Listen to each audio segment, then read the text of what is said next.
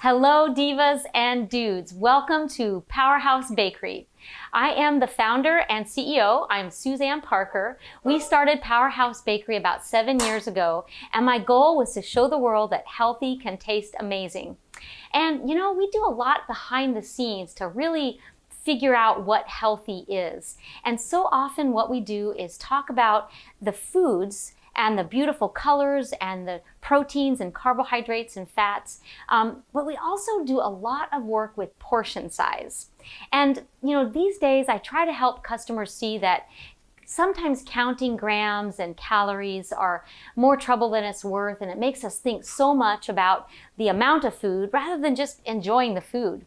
So what I want to show you today is a little bit of both. I'm going to show you how to do the calculations to really understand the behind the scenes work that I do as a dietitian to help people understand what healthy is when it's based on the macros and portion size. So our macros are the proteins, the carbohydrates, and the fats. Then when it comes down to it, we've got to figure out how much of each of those macronutrients you need to meet your goal.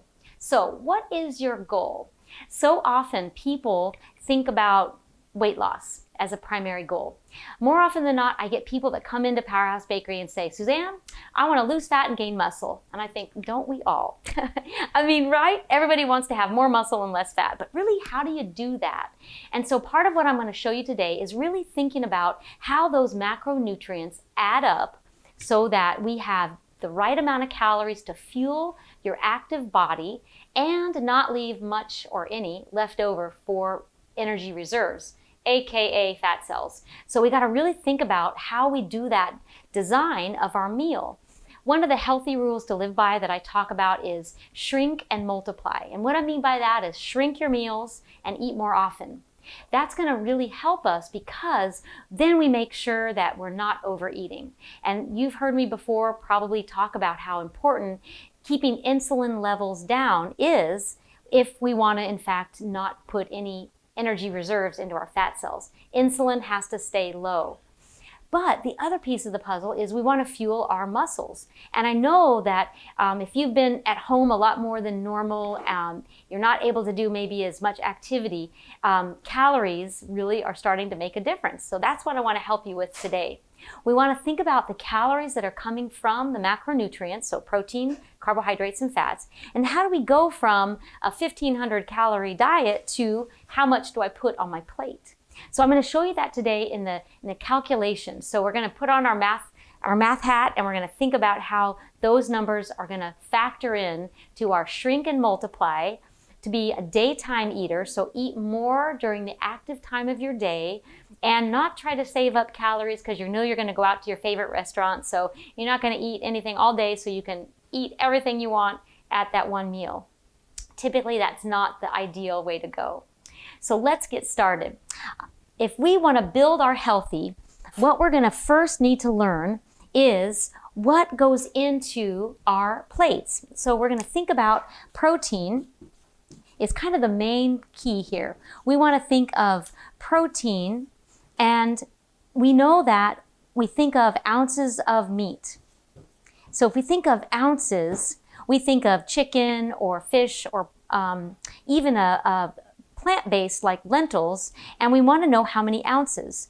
But we've also got to think about our calorie level. So how do we go from calories to ounces? And that's what I'm going to show you. So when we think of each macronutrient, it's the same idea. But we've got to do a little bit of backtracking. What we have to do first is decide how many calories do we want to take in. And again, this is going to be really subjective. Oftentimes I will tell my customers and my clients, first we need to understand how many calories you're eating right now. So if we know how many calories you're eating now, we want to subtract some calories in order to have a calorie deficit for weight loss. That becomes our key. If we want to have weight loss, we're going to have less now than what we used to have. So if we have a pound of fat, anybody want to guess how many calories are in 1 pound of fat? drum roll please, 3,500 calories equal 1 pound. That's a lot, right? It seems like a lot. So we're gonna have to cut down how many calories we take in if we want our body to use our calorie reserves in order to function during the day. So now we know how many calories are in a pound, and we've decided that we need to follow a certain calorie level based on what we are usually eating. So we've got to do some groundwork first. If we know we want to have a calorie level of 1,500, we need to understand what is our current calorie intake. So you could go onto MyFitnessPal and you could track all your food and you could figure out, okay, on Tuesday, I actually ate 1,653 calories. That would give us a nice little deficit, right? That's good. That means that if we start eating 1,500 calories and we saw that our typical intake was more than that, we're going to get a nice deficit. And that's what we want in order to see that weight loss. Okay, so now that you've understand a little bit of background, so remember, we need to understand how many calories we're eating in order to have the current body weight that we have. So if you've gradually gained some weight, that probably means that you are eating more calories than you need. And so we need to back out those calories, okay? So we're gonna come up with this number of 1,500, and hopefully, if we follow that for long enough, we will lose 3,500 calories in that deficit and see a pound gone. So it doesn't sound as hard as you might think. But let's get started. So if we have a 1,500 calorie goal, the next piece of information we have to know is how do we go from protein, calories, to ounces. So I'm going to include a special little form for you, and that's going to tell you how many grams of protein are in a typical serving of meat, which could be beef or pork or chicken or fish. So we want to know how many grams or calories, two factors, are in my typical 4-ounce serving. So what we have to do is now have a certain factor method. So what I mean by that is it's an industry standard and it helps us go from calories to ounces. So let me show you that. That's called the diabetic diet exchange pattern. So if we understand that there's a certain number of grams in ounces and so many calories per gram, it's going to be an easy transition. So let me show you how we do that.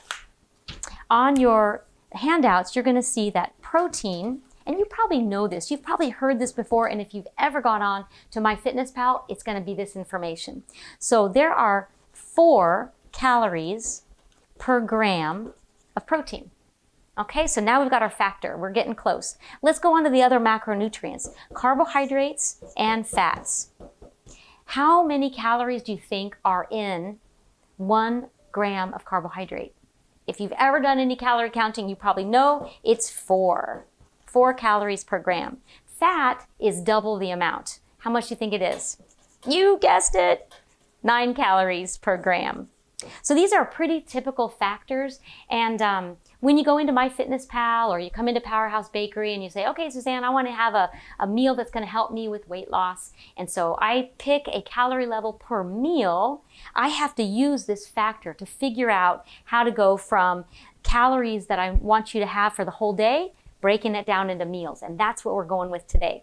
So write this down. It's 4 calories per gram for protein, 4 calories per gram for carbohydrate, and 9 calories per gram for fat. So if you are following a keto diet, and keto means high in fat, right, and no carbs at all, you guessed it, you are actually eating the most calorie dense nutrient of those 3. Right? 9 calories per gram. So don't think that the keto diet is always better, because it is actually very concentrated in calories.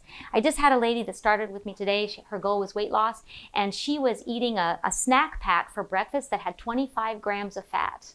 And she couldn't figure out why she wasn't losing weight. Part of that problem is eating too much fat all at once, and it's not going to be a good balance. Okay, so now we know the factor method that helps us understand the math that goes from calories to ounces.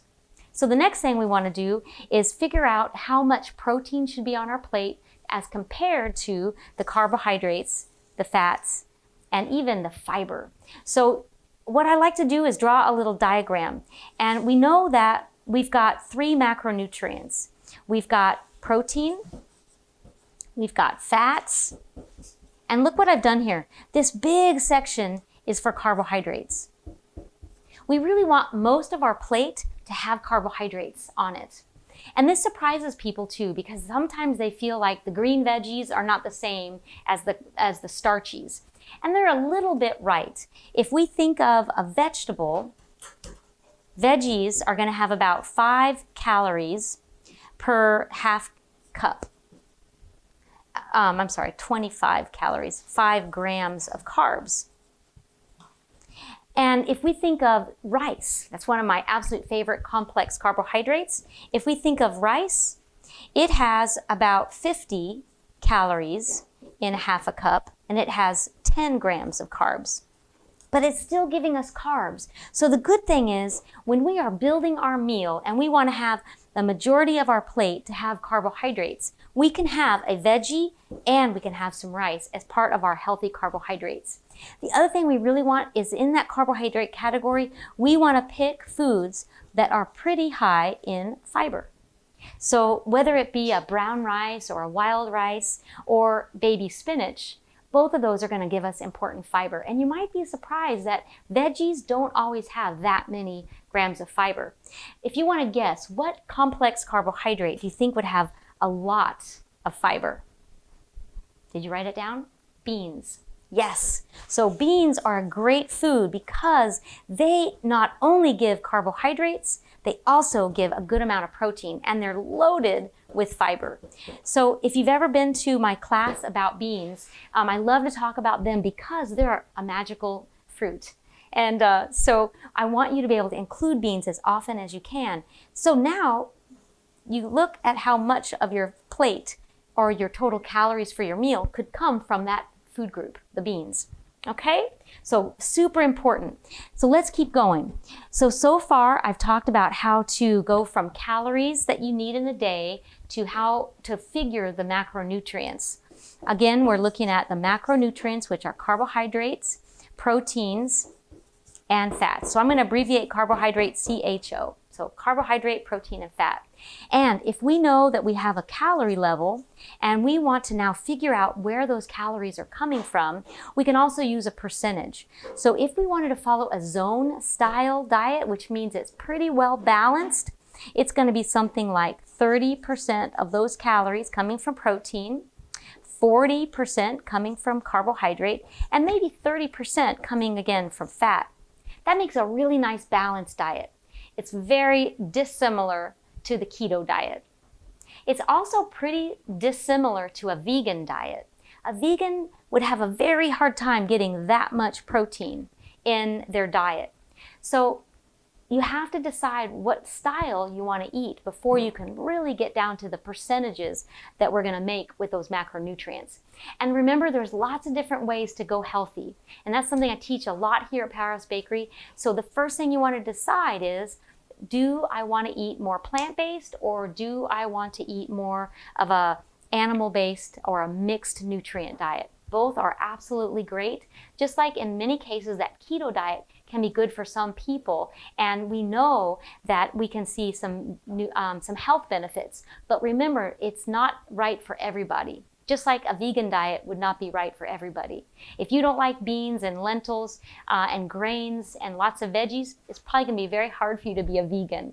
Okay? So keep that in mind. We would need to decide on what kind of diet type you are most comfortable following. Diet type is key. Okay? So now let's go to the next stage.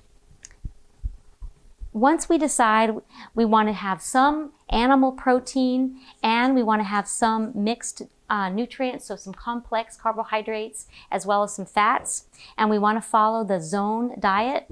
So we're going to say, let's do our carbohydrates coming from vegetables as well as starches. Remember, those are going to be things like rice and sweet potato and lentils. And our protein is going to come from animal sources. and maybe a little bit of plant. Okay, and then our fats are going to be mainly from our healthy oils, nuts and seeds, and maybe even some dairy. So let's look how we're going to build our plate using these macros. So look at your page that says building your plate using macros. When you decide you want to follow a calorie plan, how do you know how much of each macronutrient? Here is the breakdown. Say you're a female, average height maybe between 5'5" and 5'7", with mild, maybe even moderate activity level. This is how you would create your meal plan. So notice here I've got 1,500 calories and I've broken it down by percentage.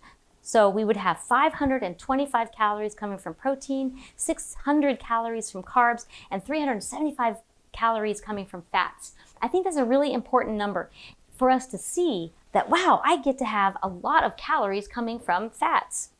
And then we'll go down to the next column, and so that would equate to somewhere around 120 grams of protein per day. That's a lot if you're vegan. So again, this is made for somebody that wants to use animal products in their diet. That means they can have 150 grams of carbohydrates and between 40 and 45 grams of fat. Now what we get to do is separate that out into certain meals. So let's decide what we want to have for breakfast. So if we want to divide it evenly, think about having 3 meals and maybe a snack for our day. So 20 grams of protein for the day. How would we want to spend that 20 grams of protein? So 3 ounces of meat would give us something pretty close. We could use meat, or we could use eggs, or we could use a combination. If you pick something like sausage or bacon, that's when I kind of put a thumbs down, because even though we call that a breakfast meat, it's really not a meat. It really falls more in the fat category, because what we're looking at in that bacon or sausage, if we break it down, it's got a lot of those calories coming from the other food group, which is the fat group. So it's better to pick something that's going to be lean and mean at breakfast. So I even love to recommend making your own sausage. You could use a lean ground turkey or lean ground pork and season it up and make cute little patties, and you can fry them, and that'll be a great substitution if you like having a savory meat in the morning. The other way we could do it is just to bring more protein to those other meals. It doesn't always have to eat, you don't always have to eat your protein all in the morning, that 20 grams. So we could even slip that down to a different meal. But let's keep going with this. So we've got 3 ounces that come from a meat or egg, and how many carbs do we want to put in that meal, and how many fat grams? So we just divide them out. So it becomes kind of a fun process deciding where do I want to spend my calories. And by looking at different foods that you like, you can start to mix and match how you do it. I think we Americans kind of do ourselves a disservice by picking certain foods at breakfast because it kind of limits our choices. Eggs are traditional, and they too have a fair amount of fat in every serving of an egg. So when we look at this beautiful egg, if we think of having this as our protein food, it has 7 grams of protein and 5 grams of fat. That's a big difference, right? If we wanted to go lean and mean, we could choose a ground turkey, and that way it would have 0 to 3 grams of fat, and you could go a larger amount of protein, right? You could make your 4-ounce patty if you wanted with a super lean meat, and then you could really use your protein effectively at that breakfast meal. So then the same thing will go for the carbohydrates. Say we wanted to have some oatmeal. If I wanted to use my 25 grams of carbohydrates in the morning, I could use it with oats, or I could use it with a grain like this yummy little sorghum salad. And with that carbohydrate, I'm going to get the added bonus of some fiber and some protein. So picking a good carbohydrate choice in the morning is a really good one, because then you do get a big boost of your fiber and protein. Here's another example of the way I've built a meal for breakfast that includes all of the nutrients. In this example, I have fruit in my berry crisp, I have the complex carbohydrates in the oats, and I have the protein in the yogurt. So I have my 15 grams of protein plus my 25 grams of carbohydrate in my beautiful crisp. And I've chosen to use some extra virgin coconut oil as the fats. So a total of a tablespoon is used in this, which gives me my 15 grams of fat in that breakfast meal for a total of about 350 calories. So it's a great way to break it down. So again, all we have to decide is how do we want to mix and match our nutrients. The first thing you start with is the building your plate using your macros to decide how many calories you get and how much protein that equates to. So between 120 to 130 grams of protein, maybe 150 to 160 grams of carbs, and then the 40 to 48 grams of fats. And then we just break it down into servings that we understand. So 7 grams of protein equal 1 ounce of meat. And so we don't really think of grams, right? We think of ounces. So that gives us that easy transition. And of course, we always get to remember our calories in each of those nutrients too. So 15 grams of carbs is about a half a cup. And so I've given you a good example of a half a cup in this little sorghum salad. This would be 2 servings, and it's a total of 1 cup. It kind of gives you a good perspective. And so when we start building other items into our breakfast, we could add veggies, we could add fresh fruit, and when we add our fats, we want to think of typical fat choices to add into our starches. And so this is one of my very favorite butters. Earth Balance does a soy-free, dairy-free butter, and it serves just like a soft margarine. But if we wanted to have 15 grams of fat or less, we would just need to measure it out. So if I'm using the 15 because if I have 40 to 48 for the whole day, I could afford a pretty good amount at breakfast. And I always want to get a pretty good balance at breakfast so that my day is starting out right. We want to try to avoid eating all carbs or all protein at any one meal. So let me show you how this is going to look. So 5 grams of fat is in 1 teaspoon. 15 grams of fat is in a tablespoon. So if I use this tablespoon, and I can use this throughout my breakfast, I can use some of it to cook my eggs, I can use some of it on the top of my toast or in my oats, and I still have a little bit left over if I wanted to put it somewhere else, maybe in the bank for lunch. So that gives you a good perspective, 5 grams or 15 grams. Gives you a good idea of where to go. And remember that in your egg, you also have 5 grams of fat. So it's pretty easy to get up to 15 just in that breakfast meal. If we wanted to look at a meal as a whole, here's an example of a beefy stuffed pepper. I have 4 ounces of beef. I've got a half a cup of veggies, and I can't forget my sauce. I've got a little bit of sauce and spicy. So when I think about the total calories based on what's in this little tray, let me add it up for you. So if we have our 4 ounces of beef, this will be a great lunch. It's about 300 calories. And in my stuffed pepper, I have about 4 ounces of beef. So 7 times 4 is 28 grams of protein. And my veggies are going to be 1 cup because I've got the bell pepper half and I've got my beautiful little saute of zucchini and carrots. And then I've got a little bit of kale at the bottom. So for sure 1 cup. Plus I added 2 teaspoons of my olive oil and then the Suzette dressing in the bottom. So I can't forget to add in those fats. Just like with the beef, we know it's going to have a little bit of fat in there. So my 1 cup of veggies is going to be 10 grams of carbs, 2 grams of protein, and then don't forget my fat, 2 teaspoons of fat. Remember what it is? 10 grams of fat. So I'm going to add all these up together to get my 300 calories. And when I do the math, I figure out that this is a pretty good zone style meal. It's got some quinoa in there. It's got all of my veggies. For 300 calories, it ends up being about 30% of those calories coming from protein, 40% of those calories coming from carbs, and another 30% coming from the fats. And that makes a pretty good healthy menu.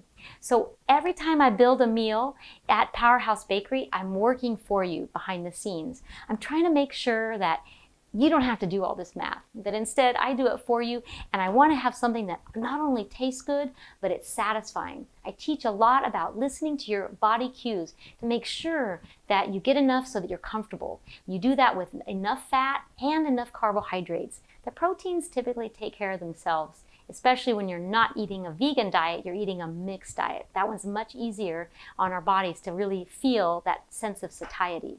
So we want to get a good blend of macronutrients. We want it to be between 3 and maybe 450 calories. Even if you're a guy, I promise you, that portion size is a good place to start. If you need more calories, then in an hour or 2 or 3, you can always have a second snack or a meal. So there you have it, about a zone style, so equal in macronutrients, about 300 calories, and there you go with healthy. I hope to see you back soon.